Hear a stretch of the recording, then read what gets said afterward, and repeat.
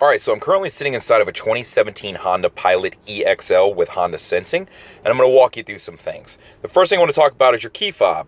So right here, I want to show you a couple things. You'll notice this button right here doesn't look familiar probably. What that is remote start on this vehicle. So to use that, you always want to press the lock button first, and then press the remote start button.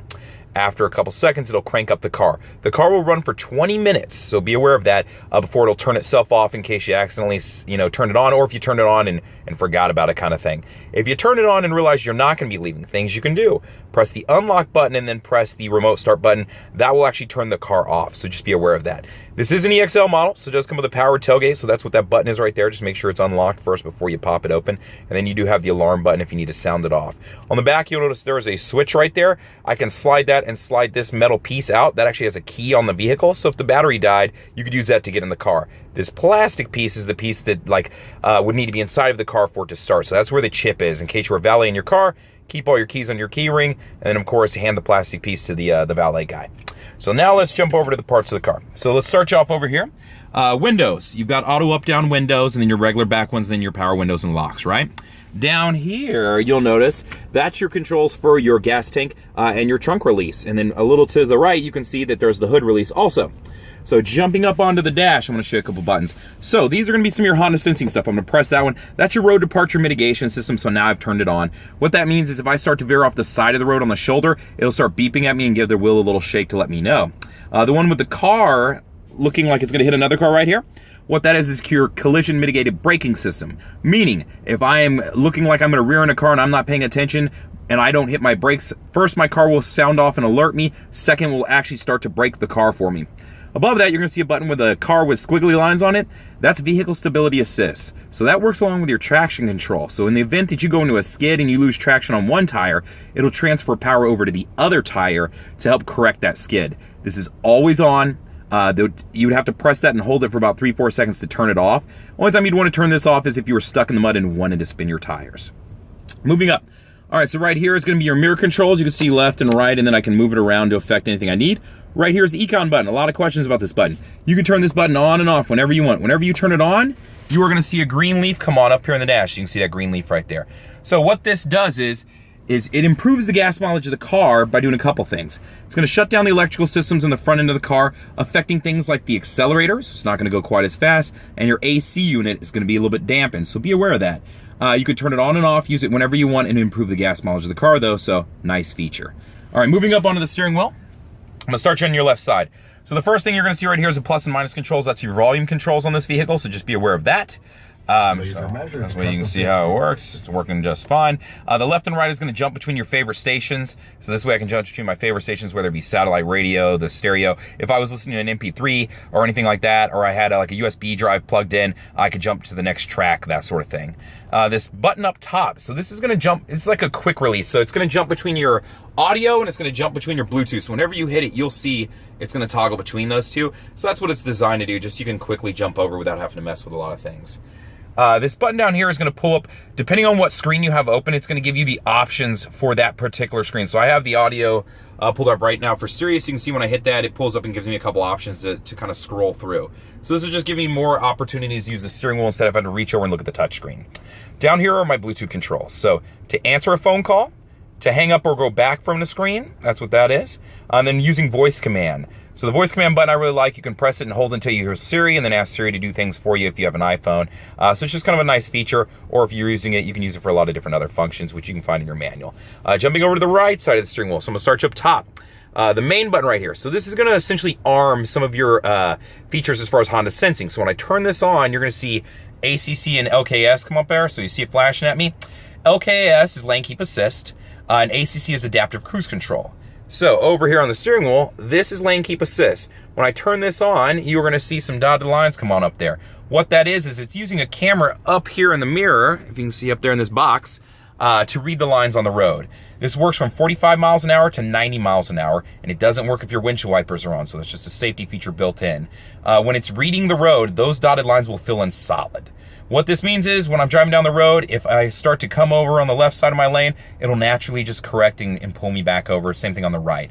Be aware though, it is a camera, it is reading the road. So if you get on a really, kind of janky road that it's hard to see where the lines are or it's been repaved a bunch of times, this isn't gonna work as well. So be aware of that.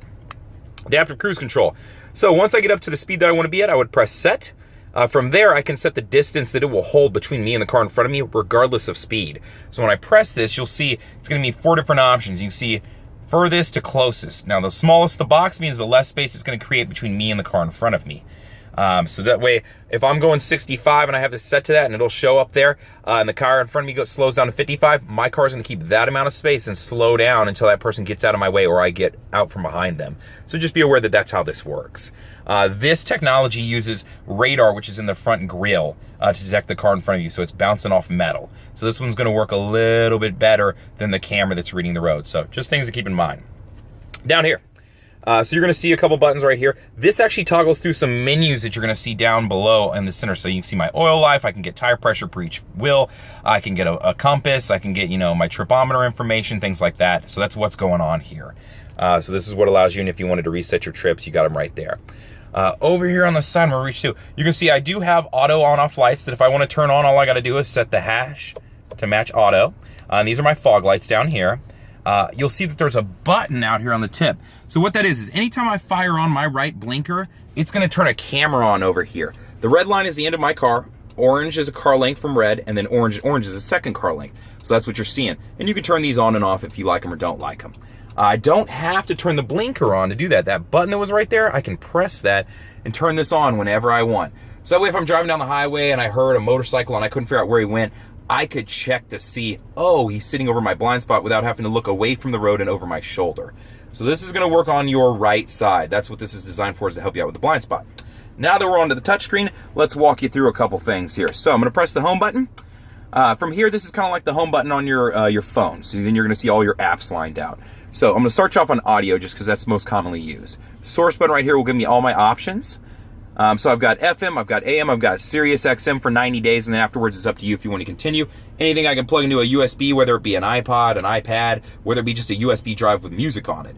It does have Pandora compatibility, so you can feature and kind of link up to that. However, be aware it's going to lock up your phone, so I prefer to use the Bluetooth symbol, even if I'm using Pandora or Spotify, only for the reason of it still gives me access to my phone in case I was waiting on that text for that address or anything like that. So let's jump off of this screen.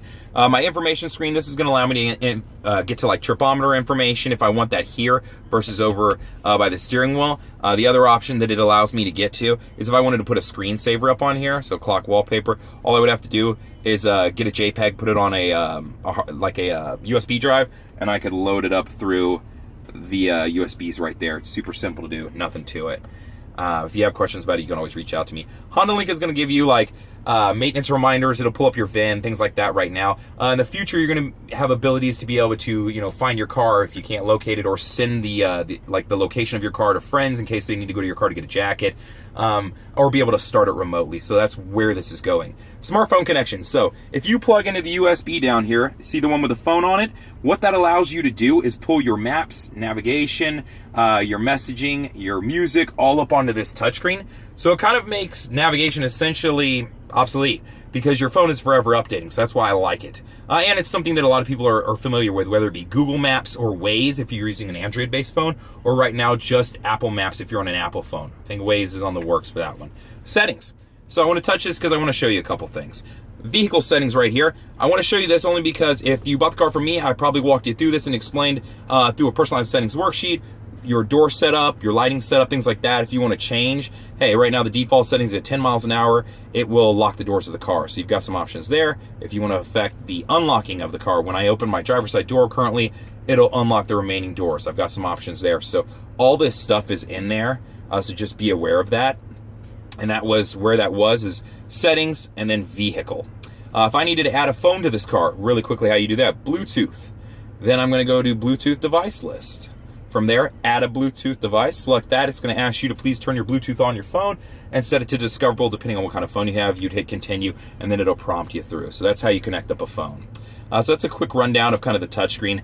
I do have a tri-zone climate control, so I can control left and right separate each other, and the back, and of course I can lock the back in case you got little ones that are playing with buttons. EXL models do come with heated seats. That's them right there. So I have two controls, high and low. You can see this is an EXL model, so it does have the shifter. It's not a Touring where you have the buttons. And then I have the larger console that slides open down here that I really like. Then you can also see, if you can see in there, that I do have another power outlet and a USB in there additionally. So this is a white and black model, so you can see the black leather everywhere. The trim on top is always going to be black for glare. Auto dimming mirror, home link in the vehicle, so I can connect up gate clicker, garage clicker, whatever I have. Sunglasses with the mirror on it in case I need to keep an eye on anybody in the back, dogs, children, things like that. And then I do have a moonroof that I can open, or I can, of course, just crack. To open it, just send it back. Press it. To crack it, just press directly up on it. So that's how that works. So that is a quick rundown of a 2017 Honda Pilot EXL with Honda Sensing. If you have any questions, feel free to reach out to me. You can either respond to the YouTube video, you can always call me at 512-443-4300, or email me at the letter J and then Fuller, F-U-L-L-E-R, at howdyhonda.com. Thank you.